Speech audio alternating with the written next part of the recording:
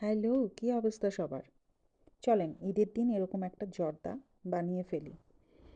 আমার কাছে তো খুবই ভালো লাগে, যদিও আমি খাই না, বাট আমার বানাতে খুবই ভালো লাগে। কারণ জিনিসটা খুবই কালারফুল, টেবিলটাকে যাই হোক অনেকটা লুকেটিভ করে তোলে। তো এখানে আমি প্রথমেই গরম পানির মধ্যে 2 কাপ চাল দিয়ে দিয়েছি। আর এখানে কিশমিশ নিচ্ছি, কিছু বাদাম নিচ্ছি, আমন্ড নিয়েছি, পেস্তা নিয়েছি, আর কাজু নিয়েছি। তো পেস্তাটা আমি আলাদা করে ভিজিয়ে রেখেছি, কারণ এটার উপরে যে আলাদা কি বলে, মানে এটার যে খোসাটা থাকে ওটা ছাড়ানোর জন্য ভিজিয়ে রাখবো। আর এইদিকে ভাতটা আর কি হচ্ছে, ভাতই তো, হ্যাঁ। তো রাইসটা আর কি হচ্ছে। এর মধ্যে আমি কালার গুলে, মানে জর্দার যে কালারটা দোকানে পাওয়া যায়, কালারটা পানিতে গুলে দিয়ে দিলাম। ঠিক এই পর্যায়ে যখন জাস্ট 1% মতো বাকি থাকে, যে মানে পুরোপুরি ভাত হওয়ার জন্য, ঠিক ওই পর্যায়ে আমি নামিয়ে নেব। কারণ পুরোটা করা যাবে না, পুরোটা করলে তখন আবার এটা আর কি ঝরঝরে যে ইয়ে হয় সেটা হবে না। সো ওটা আমি ছেঁকে নিলাম ফাইনালি। জর্দার যে রাইসটা করেছি ওটা ছেঁকে আম, সাথে আমি মোরব্বা কিছু কেটে নিচ্ছি। মোরব্বাটা আমি বলবো যে অবশ্যই দেবেন, এটা দিলে পরে আসলেই ভালো লাগে। যদিও আমি খাই না, অতিরিক্ত মিষ্টি আমার মোটেও পছন্দ না, বাট আমার হাজব্যান্ড বলে যে অনেক টেস্টি হয় আর কি। সো দ্যাট আসলে আমাকে অনেক বেশি করেই দিতে হয়।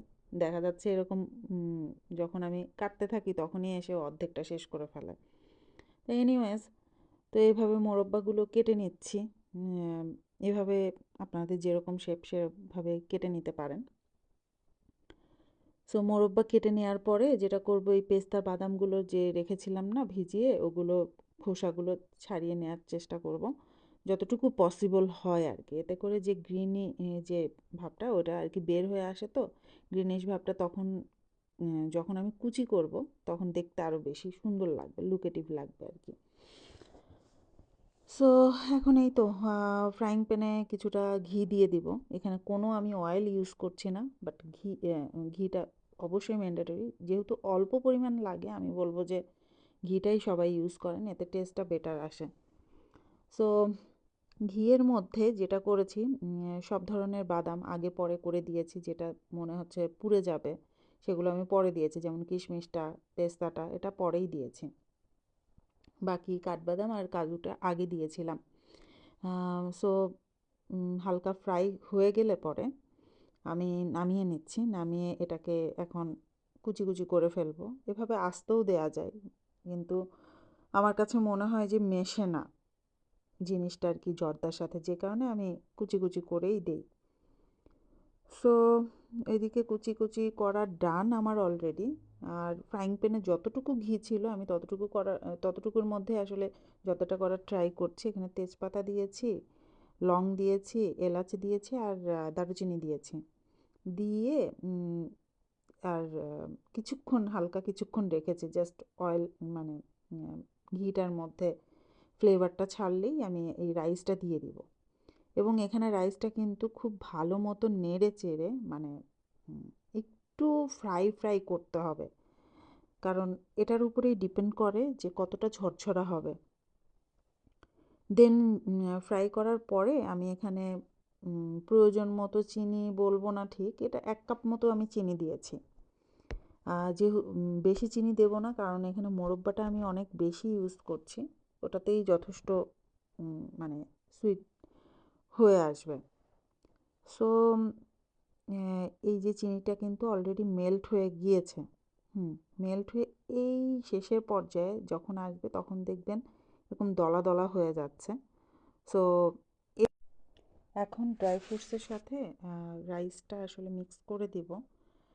আমার আসলে এই জর্দা বানাতে গেলে পরে আমি খুবই ইমোশনাল হয়ে যাই, কারণ কক্সে থাকতে যখনই বানাতাম এই জর্দাটা বানালে পরে আমার হাজব্যান্ড এবং আরেকটা আপু ছিল, তার তার ভাষ্য মতে এটা হচ্ছে লাল ভাত।